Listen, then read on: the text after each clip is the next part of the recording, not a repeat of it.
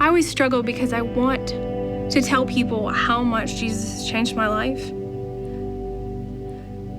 But there are no words to tell you, like where I was to where I am now.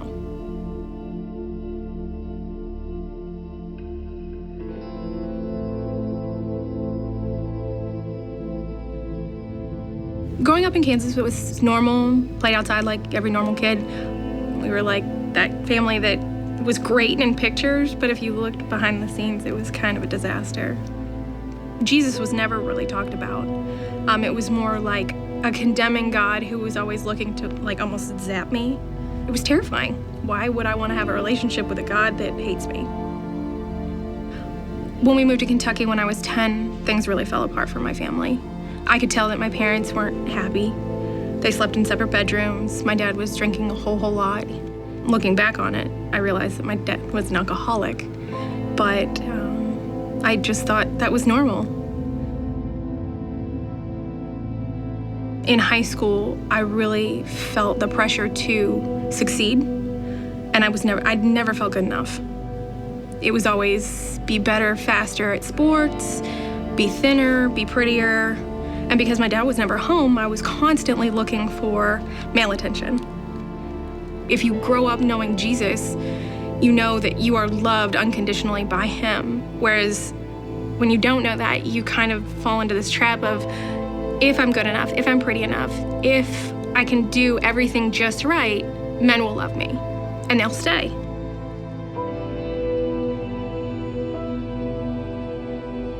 In 2007, I had gotten married to a man who was a drug addict. One day I came home from work and he had withdrawn the last $500, overdrafted our account. We were already having to, foreclose on the house. So we got into a huge argument and it got physical like it normally did. And when he left, I went upstairs, took an entire bottle of pills, and decided that I didn't want to do it anymore. For the grace of God, he came home, took me to the hospital. I spent a couple days in the ICU. I decided after that, maybe I'll start going to church. And I thought, okay, God, if I give you my life, you're gonna fix everything. Like everything's gonna be great and it'll just be like rubbing a magic lamp. And that's not what happened at all. I actually got divorced in 2008. And the moment I told my father, I couldn't tell what was in his voice, but as soon as I got off the phone, I got a call from my stepmother 5 minutes later saying, your dad's passed away of a heart attack. And so I really felt like it was my fault. Like, if I could have made this marriage work, maybe he'd still be alive. And so I just really got upset. I started seeing a man, and we were gonna get married. And a couple months later, he committed suicide. God, whatever this was supposed to be, like, I want no part of you. Because if this is what life with you means, I do better on my own. And so I completely walked away.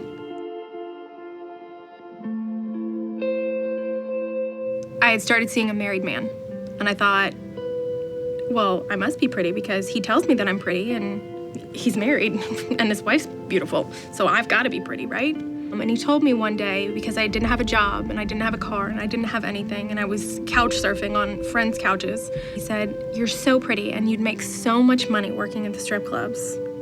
So he convinced me to go, and he had his friends take me and bring me home. I really tried to convince myself that I felt pretty and powerful, and it was glamorous, and it was great, but that worked for 5 seconds.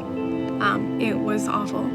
I never got hooked on drugs or drinking, so I was completely sober in the clubs. And I say it's a good thing and a bad thing. It's a good thing because it made it easier to get out.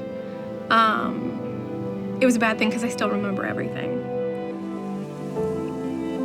But while I was in the clubs, I met the women of Scarlet Hope. God was really faithful to send people after me all the time. And I remember thinking when I saw them, this can't be real. Like, nobody just loves people like this. And that's when I met Joy Peterson. She looked at me like she loved me. Like there was nothing wrong. Like we were just two old friends chatting on a park bench or something. And I'm working in a strip club. I'm barely clothed, and she's a church lady. And she told me she wanted to help me with whatever I needed and that she loved me. And for the first time, I really felt like, wow, maybe she's for real. And it was Christmas night that I went with her and her family to their home. And while we were driving back, she asked me to drive the car, and she put in The Purpose of Christmas by Rick Warren.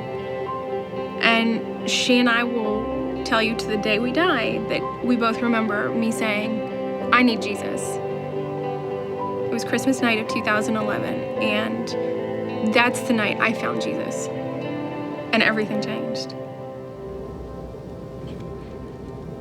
They saved my life. I mean, God saved my life, but he used these women to do it.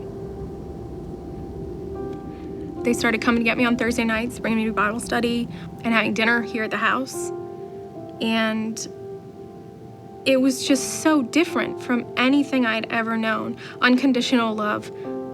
I didn't know that growing up. I didn't know that until I really came here and the women showed the love of Christ to me. Never in my life would I have ever thought, oh, I'm gonna come to know Christ because of the strip club. Why, Lord? Why would you pursue me to such a terrible place, even when I didn't love you?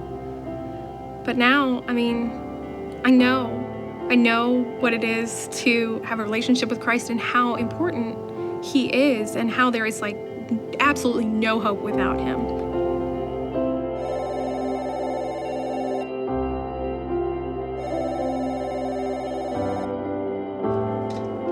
Thank you for calling Scarlet Hope. This is Lindsay. How may I serve you?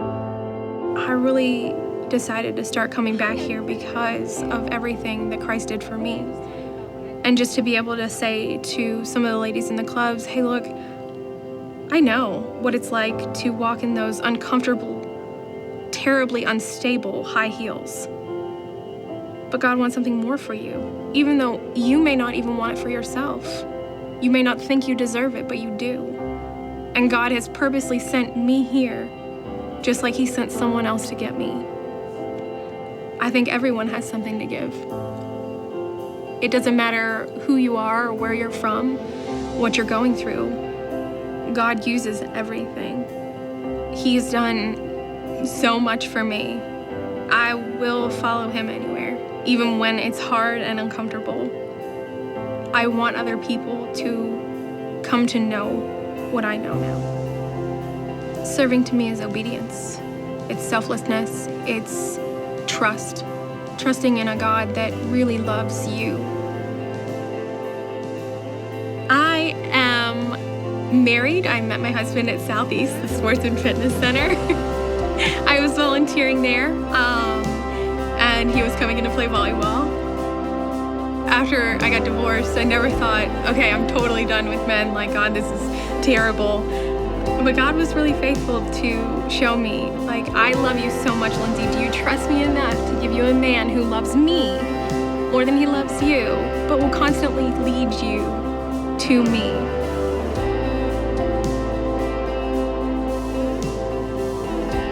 My name is Lindsay Knight, and I am a child of God.